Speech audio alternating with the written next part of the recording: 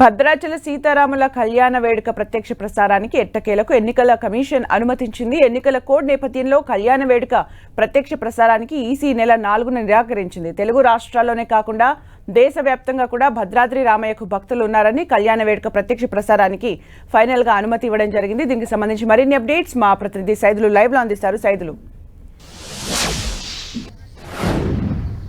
మరి కొద్దిసేపట్లోనే సీతారామచంద్ర స్వామి కళ్యాణ క్రతువు ప్రారంభం కానుంది. ఇందుకు సంబంధించి భద్రాచలం ఆధ్యాత్మికత శోభను సంతరించుకుంది. మొత్తం ఉమ్మడి రాష్ట్రాలతో పాటు ఛత్తీస్గఢ్, ఒరిస్సా ప్రాంతాలకు సంబంధించిన నుంచి కూడా పెద్ద ఎత్తున కూడా భక్తులు తరలి వస్తున్నారు. ప్రస్తుతం మనం మిథిలా స్టేడియంలో ఉన్నాం. మనం చూస్తున్నాం ఈ వేదిక మీద నుంచే సీతారాముల కళ్యాణానికి సంబంధించి అభిజిత్ లగ్నంలో స్వస్తి చంద్రమానైన చంద్రమాసంలో పునరావాస లగ్నంలో పూర్తిగా కళ్యాణ వేదిక జరగనుంది. ఇందుకు సంబంధించినటువంటి ఏర్పాట్లు కూడా పూర్తయ్యాయి.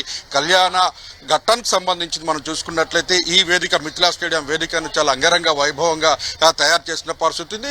శిల్పకళిత శోభితతో కూడా పూర్తిగా అలంకరించిన పరిస్థితి అయితే మనకు కనిపిస్తుంది. మొత్తంగా సీతారాముల కళ్యాణాన్ని కనులారా తిలకించేందుకు భక్తులు పెద్ద ఎత్తున కూడా తరలి వస్తున్న పరిస్థితి అవుతుంది. మిథిలా స్టేడియానికి సంబంధించినట్లు మనం చూసుకున్నట్లయితే ప్రత్యక్ష ప్రసారాన్ని నిలిపివేయాలని కూడా ఎన్నికల కోడ్ ఉండడంతో ఎన్నికల కమిషన్ ఆదేశాలు జారీ చేసిన పరిస్థితి అవుతుంది. ఆదేశాల నేపథ్యంలో ఎట్టకేలకు ఎన్నికల కమిషన్ ప్రత్యక్ష ప్రసారానికి అనుమతి ఇవ్వడంతో రామభక్తులు అందరూ కూడా ఊపిరి పీల్చుకున్నారు, ఆనందాన్ని వ్యక్తం చేస్తున్న పరిస్థితి మనం చూడొచ్చు. కళ్యాణానికి సంబంధించినటువంటి పూర్తిగా 10,000 టికెట్ల నుంచి మొత్తం 150 రూపాయల వరకు కూడా పూర్తిగా గ్యాలరీలను ఏర్పాటు చేశారు. దాదాపుగా లక్షలాది మంది వచ్చేటటువంటి భక్తులకు ఎటువంటి ఇబ్బంది కలగకుండా ఉండేందుకు సెక్టార్లోనే వాటర్ తో పాటు కూడా ఎల్ఈడి టీవీలను అదేవిధంగా కూలర్లను కూడా ఏర్పాటు చేసిన పరిస్థితి ఉంది. అయితే ఎన్నికల కోడ్ ఉండడంతో ఒక్కసారిగా సీతారాముల కళ్యాణానికి సంబంధించి పట్టువస్త్రాలు, తలంబ్రాలకు సంబంధించినటువంటి అంశాలు సమర్పించే అంశాలపైన ముఖ్యమంత్రి రేవంత్ రెడ్డితో పాటు దేవాదాయ శాఖ మంత్రులు,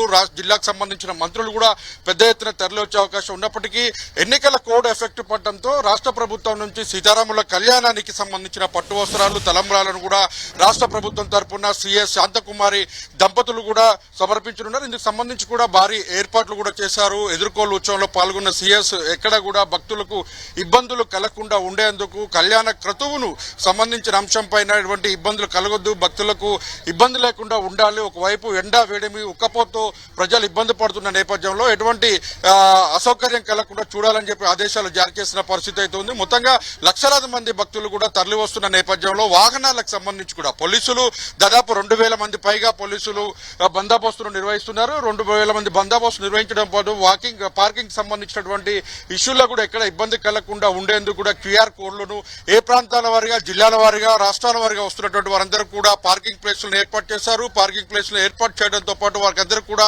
వాహనాలు సులువుగా దొరికేందుకు కూడా క్యూఆర్ కోడ్లను కూడా ఏర్పాటు చేసిన పరిస్థితి. ప్రత్యేకించి సీతారాముల కళ్యాణానికి చెప్పుకోవచ్చు. సీతారాముల కళ్యాణానికి సంబంధించి ఇదే వేదిక మీదకి సంబంధించి ప్రపంచంలో ఎక్కడ జరిగినా, అదేవిధంగా అయోధ్యలో జరిగినప్పుడు కూడా కళ్యాణానికి సంబంధించి అంటే సీతాదేవికి సంబంధించి రెండు అంటే కుటుంబం నుంచి మెట్టినీళ్లు, పుట్టినీళ్ల నుంచి 2 పుస్తలు మాత్రమే ఉంటాయి. కానీ ఇక్కడ భద్రాచలంలో ఒక విశిష్టత ఉంది. భద్రాచలంలో కూడా 3 పుస్తలతో సీతమ్మ వారికి కళ్యాణం కొనసాగుతుంది. ఒకటి సీతాదేవి పుట్టిల్లు, అదేవిధంగా మెట్టినీళ్ళకి సంబంధించి తర్వాత భక్తరామ్ దాస్ తయారు చేసినటువంటి మరో మంగళసూత్రం, మొత్తం 3 మంగళసూత్రాలతో కలిపి ఈ కళ్యాణ క్రతువు జరుగుతుంది. ఒక పెద్ద విశిష్టత ఉంది. ఎక్కడా జరిగినటువంటి కళ్యాణ వేదికకు సంబంధించి ఇక్కడ కళ్యాణం జరుగుతుంది. మనం చూడొచ్చు సీతారాముల కళ్యాణ క్రతువుకు సంబంధించినటువంటి ఘట్టాలు కూడా పూర్తిగా ఈ మిథిలా స్టేడియంలోనే కళ్యాణం జరిగే వేదిక మీద మనం మొత్తం కూడా శిల్పకళతో చెక్కినటువంటి ఘట్టాలు కూడా మనం స్పష్టంగా చూడొచ్చు. ఇక్కడ జనక మహారాజు సీతాదేవిని పరిణయం చేసుకున్న తర్వాత తండ్రి సీతాదేవిని అప్పగిస్తున్నటువంటి ఘట్టాలు కూడా మొత్తం కూడా శిల్పకళతో మొత్తం కూడా చెక్కిన పరిస్థితి ఉంది. ఓవరాల్ గా చూసుకున్నట్లయితే సీతారాముల కళ్యాణాన్ని కనులారా తిలకించేందుకు పెద్ద ఎత్తున భక్తులు వస్తున్న నేపథ్యంలో ఒకవైపు మావోయిస్టు ప్రభావిత ప్రాంతం కావడంతో మావోయిస్టు ప్రభావిత ప్రాంతంలో పోలీసులు కూడా భద్రత తీసుకుంటున్న పరిస్థితి ఉంది.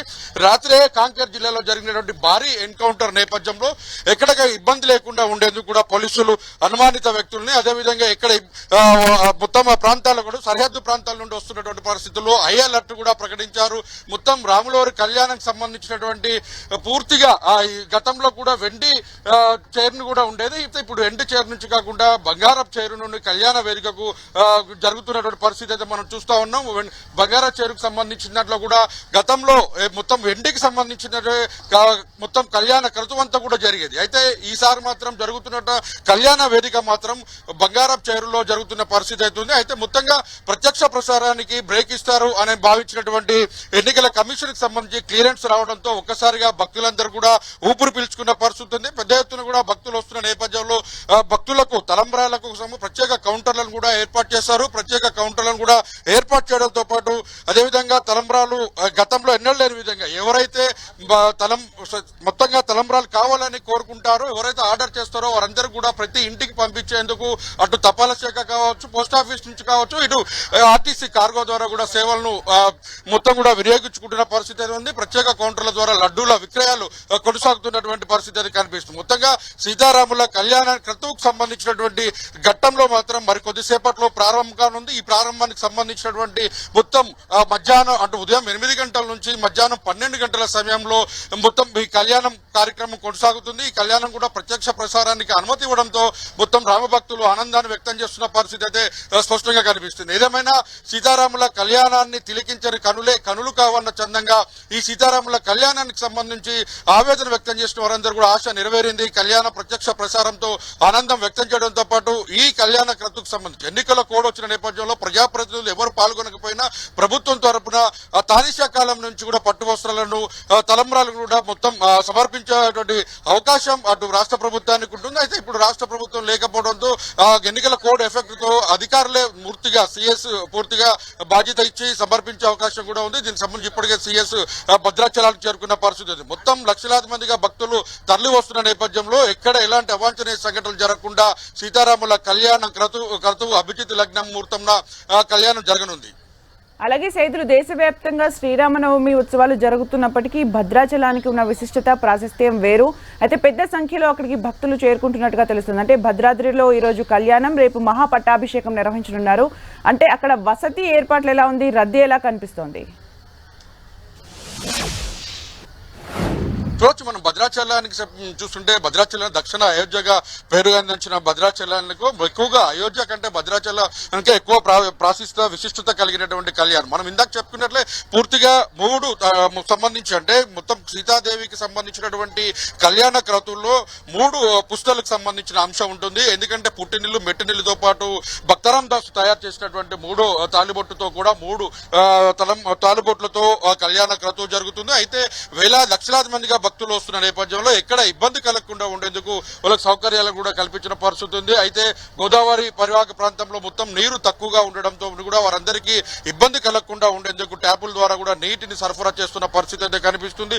మొత్తం కళ్యాణానికి సంబంధించే దక్షిణ అయోధ్యలో భద్రాచల కళ్యాణం అంటేనే కనులారా తిలకించేందుకు భద్రాచలం వెళ్లాలనే తాపత్రయం రామభక్తులకు ఉంటుంది. ఆ రామభక్తుల కళ్యాణానికి సంబంధించిన దాంట్లో కూడా పూర్తిగా ఏర్పాట్లు ఎవరికి ఇబ్బంది కలగకుండా ఉండేందుకు కూడా చూస్తున్న పరిస్థితి అయితే కనిపిస్తుంది. ఒకవైపు అటు అంటే భక్తులకు సంబంధించి కావచ్చు, అధికారులకు సంబంధించిన అంశాల్లో కూడా ఎక్కడ కూడా ఎలాంటి అవాంఛనీయ సంఘటనలు కానీ ఇబ్బందులు లేకుండా చూసేందుకు వారందరికీ ఏర్పాట్లు కూడా చేశారు. మొత్తం వారందరికీ ప్రభుత్వం తరపునటువంటి రావాల్సినటువంటి కళ్యాణానికి జరగాల్సినటువంటి క్రతువుకు లాంఛనంగా ఏమి కార్యక్రమాలు ఉండాలి అవన్నీ కూడా జరుగుతున్నాయి. రేపు మహాపట్టాభిషేకం జరగనుంది. మహాపట్టాభిషేకంలో కూడా పూర్తిగా గవర్నరు లేదా సిఎస్ పాల్గొనే అవకాశం ఉంది. దీనికి సంబంధించినటువంటి పట్టాభిషేకానికి కూడా ఏర్పాట్లు కూడా ముమ్మరంగా చేస్తున్న పరిస్థితి అయితే కనిపిస్తుంది. భద్రాచల సీతారాముల కళ్యాణానికి సంబంధించినటువంటి ఘట్టం మరికొద్దిసేపట్లో ప్రారంభం కావడంతో భక్తులు ఇప్పటికే వేలాది మందిగా మొత్తం క్యూలో ఇక్కడ చేరుకుంటున్న పరిస్థితి అవుతుంది. భద్రాచలానికి నిన్నటి నుంచే పెద్ద ఎత్తున తరలి వచ్చారు. తరలి రావడంతో పాటు వాళ్ళ గ్యాలరీలు ఏర్పాటు చేసిన గ్యాలరీలో కూడా